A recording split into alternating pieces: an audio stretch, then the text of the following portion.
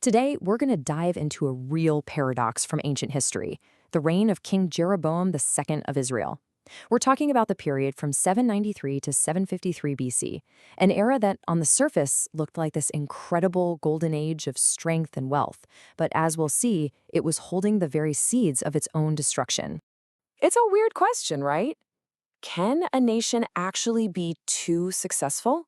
But it's the perfect way to frame this whole story. Can all that prosperity actually hide some deep, fatal flaws? I mean, could a golden age just be a glittering mask for the decay happening underneath? Keep that question in your mind as we go through this. So, the first thing you have to grasp is just how long Jeroboam II was on the throne 41 years. Now, in the very chaotic, very violent history of the northern kingdom of Israel, that kind of stability was astonishing.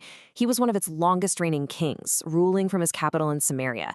This wasn't just some brief flash in the pan, this was an entire generation living under his power. And all that stability, well, it allowed for something truly remarkable. It fueled a period of military and political growth that was absolutely unprecedented. Let's take a look at how this even happened. You know, timing is everything, right? Well, Jeroboam II had perfect timing. His reign from 793 to 753 BC happened to fall right inside a rare window of weakness for the regional superpower Assyria. Between about 783 and 745 BC, the Assyrians were totally bogged down with their own internal problems. This gave smaller kingdoms, like Israel, some breathing room and, well, room to expand. And oh, did they expand. Jeroboam didn't just win a few border skirmishes. He completely redrew the map. He restored Israel's borders from Hamath, way up in modern-day Syria, all the way south to the Dead Sea. I mean, these were borders that people had only heard about in stories, from the legendary days of David and Solomon. This was a massive restoration of national pride, and it was even seen as the fulfillment of a prophecy from the prophet Jonah. Okay, so everything sounds great so far, but this is where the story takes a very sharp turn. Because while the kingdom was celebrating all these huge wins on the outside, a deep sickness was growing on the inside. This was a poisoned prosperity. To really get what was going wrong, we have to rewind way back to the kingdom's founding. The very first king, Jeroboam I, set up this whole system of state-sponsored idolatry. Why? Well, it was a political move to keep his people from going down to the rival southern kingdom to worship. The system had golden calves, a corrupt priesthood. It was condemned from the moment it started. And here's the kicker. Jeroboam II, for all his success, built his entire golden age on that same rotten foundation. And this slide just lays out the paradox perfectly. Look at these two columns.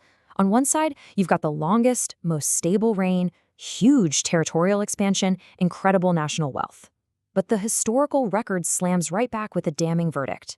He did that which was evil. He departed not from the sins of Jeroboam, and all that wealth, it was fueled by social injustice. It was like the nation was living two completely different realities at the exact same time. And believe me, that wealth was very, very real. Archaeologists digging in the capital, Samaria, have literally uncovered the proof of this golden age. We're talking about large, fancy houses for the rich, furniture decorated with these unbelievably expensive and detailed ivory carvings, and evidence of luxury goods being imported from all over the known world. But at the very moment all this luxury was happening, a voice of protest rose up against it. The prophet Amos, speaking right in the middle of this prosperous time, saw those ivory beds and didn't see success. No, he saw a symbol of oppression, wealth that was being built on the backs of the poor. And Amos wasn't alone. He and another prophet, Hosea, were basically voices crying out in this wilderness of wealth. Amos hammered on the social injustice, the corrupt courts, the exploitation. Hosea, who was from the north himself, called the state religion spiritual adultery, a profound betrayal of their covenant with God. They were both screaming the same warning. This prosperity is a sham, and judgment is coming. And that judgment, it came faster than anyone could have possibly imagined. As it turned out, the strength of the entire kingdom was basically resting on the life of this one man. Just look at how fast everything falls apart. In 753 BC, Jeroboam II dies. His son, Zechariah, takes the throne and is assassinated 6 months later. The guy who killed him, Shallum, lasts for a single month before he gets assassinated too. What followed was 2 decades of just pure chaos, coups, and bloodshed. That stability everyone enjoyed, it was a total mirage.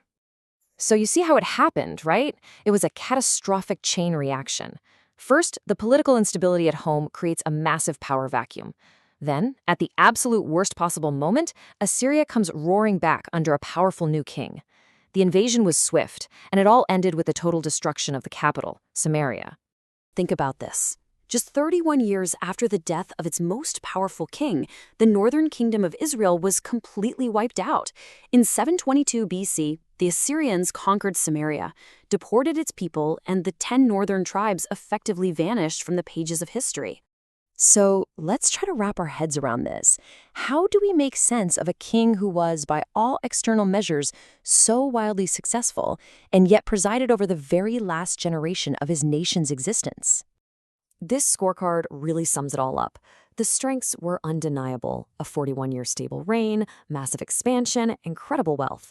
But the fatal flaws were just as real. And in the end, they were way more powerful. The state idolatry, the social injustice that came from it, ignoring all those prophetic warnings, and a political structure so brittle that it shattered the second its strongman leader was gone. The Golden Age literally contained the poison that would kill the kingdom. Which brings us right back to that question we started with, but now it feels a lot more urgent. The story of Jeroboam II forces us to ask, what really makes a nation great? Is it the size of its territory and how much money is in its treasury? Or is it the justice it shows to its most vulnerable people and the moral integrity of its foundation? It was an urgent question back in 753 BC, and you know what? It feels just as urgent today.